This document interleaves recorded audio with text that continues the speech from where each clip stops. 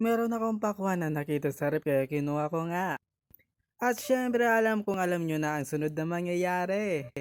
Kumuha ako ng isang yelo at wala akong makitang gatas kaya juice ang gagamitin natin. At yung yelo nilalagay ko na nga sa baso.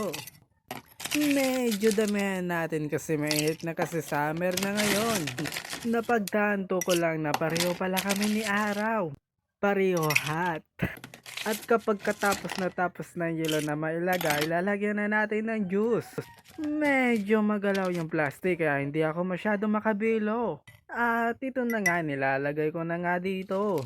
Kukuha ulit ako kasi masarap pag marami. Hindi pa sapat sa akin ng dalawa kaya kumuha pa ako ng isa. Pagkatapos ko nga dito, nilalagyan ko na ng tubig at hinalo-halo. At ito na nga yung bida natin dito sa video, pakwan juice. Ilalagay ko na nga yung pakwan sa juice para matikman na natin to kasi natatakam na ako. Ano kaya magiging lasa nito? Excited na akong matikman. At ito na nga, natapos ko na nga kaya tikman na natin to agad. Pang komersyal yung subo ko dito. Tapos gwapo pa ako kaya para na talaga akong artista.